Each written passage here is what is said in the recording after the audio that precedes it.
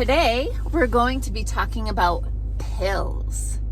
Red pills, blue pills, and black pills. I'm Dr. Patty Barch. I'm a traditional naturopath and owner of Naturally Unbridled Wellness and naturallyunbridled.com. And this is Down the Ridge with Dr. Patty. We're actually going to take a little bit of a different route today because I just got in the car and the tire's low, so I got to go to the gas station. So I'm going to take you to the gas station, and we actually won't go down the ridge together because I'm going to get on the highway from there, and I'm not going to talk to you while I'm on the highway. Whoa, potholes in the driveway are getting pretty big. Okay, so let's talk about red pills, blue pills, and black pills. Well, if you remember the movie The Matrix, there were red pills and blue pills, right? And so if you took the blue pill, I don't think I'm screwing this up, but anyway, if you took the blue pill, you got to stay oblivious. You got to stay in what the world was and how everything looked normal and, kind of not see reality for what it is. But if you took the red pill, you were aware of everything that was going on in the Matrix or behind the scenes, right? And so it was this like existential crisis to try to decide, do I want to stay oblivious and content, or do I want to really know what the heck is going on? And then somewhat more recently, it's hit my radar that there's this whole concept of a black pill. And I feel like I've been black pilled a little bit lately, but the black pill is that you take the red pill and then you get really freaking depressed because you see the world for what it is. And it ain't pretty. But let's just take that black pill thing like a little bit different, or even the red pill thing, okay? So let's look at reality as it is. So if you're a blue pillar and you're like all these, you can't really say the words, but theorists are wackadoodle, right? They're just flipping nuts and, watching the news every day and believing what they're telling you and thinking everybody who says that ain't right and here's what's really going on if you pay attention, those people are nutso. Well, let me just say, so here's a red pill for you. Back in the 90s at least, and prior, when there would be a sports playoff series, right? Like best of 5 in hockey, I think, best of 7. I've really gotten away from professional sports, and you'll see why.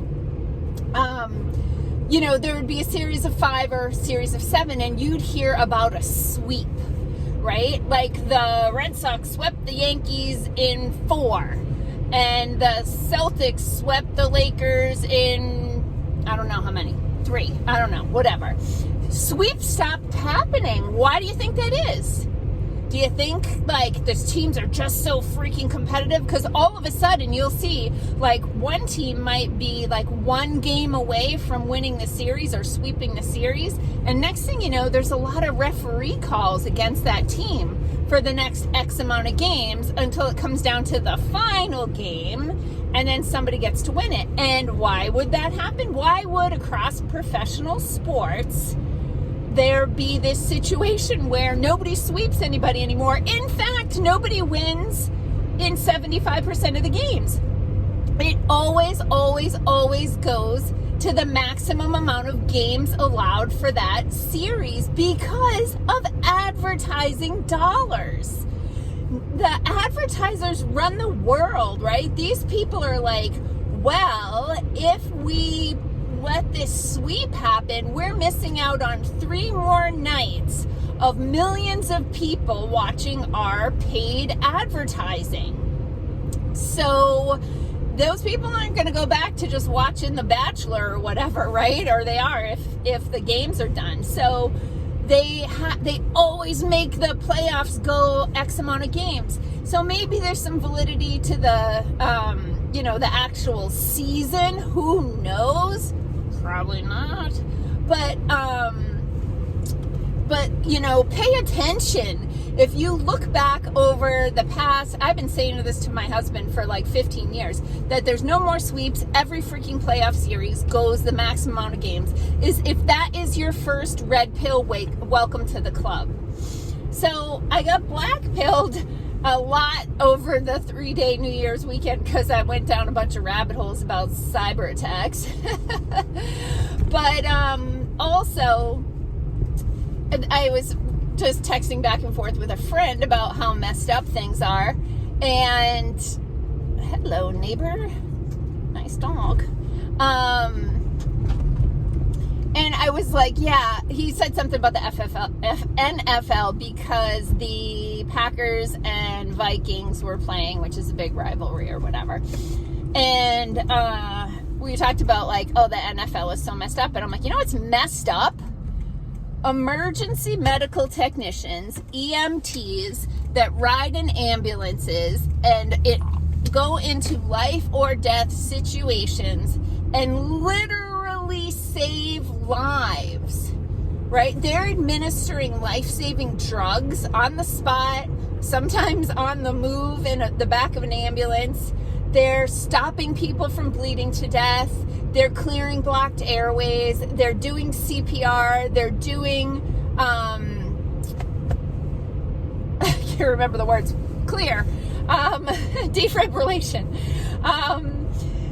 You know, they're doing those things and they're saving people from overdosing and they're delivering freaking babies. Do you know how much EMTs make? These people who save lives on a regular basis, sometimes having to put a freaking 350-pound person on a gurney and taking them down 4 flights of stairs in some apartment complex where there's no elevator, right? Like, guess how much these people make? Median across the country is like $18 an hour. $18 an hour to save lives. But in the NFL, the National Football League, that league, the average salary is $2.8 million a year. What? I'm not saying their job isn't hard. I'm saying it's not that important compared to saving lives, delivering babies, stopping people from overdosing, like those sorts of things. So why are black pills bad? And I'm trying not to take too many myself, but at the same time, I don't want to be a total blue pill person either. Just taking the red pill can be hard sometimes. But you got to control what comes into your mind because it does affect your energy field and your ability to have a strong immune system and to fight off the bad things. I will often use the analogy because I did have somebody comment the other day and I was like, yeah, I need to be talking about this on one of my videos. Somebody commented about a mutual friend that was really into healthy eating and really into working out, and he was a medical doctor with a MD, Ph.D, really brilliant guy and a former mentor of mine, but he died of cancer. And people are like, well, how could somebody who was so into nutrition and fitness, how can they die of cancer? Because there's more to health than what you eat and working out. Think about it this way, and this is an analogy that everybody gets. You know, if you have an animal, a domesticated animal or whatever, and you I'll often use a horse or a dog, depending on the audience I'm talking to, and that animal gets a beautiful, perfect, nutritionally complete diet, and that animal has the most optimized exercise program. But every time you walk by the cage or the stall that animal is living in, you yell at it. You scare the crap out of it. That ain't healthy. That animal's going to have problems. That animal's not going to have optimal health and wellness because it's constantly being put into fear. So turn off your damn TVs. Sorry, I totally black-pilled you guys, but I just want you to wake up.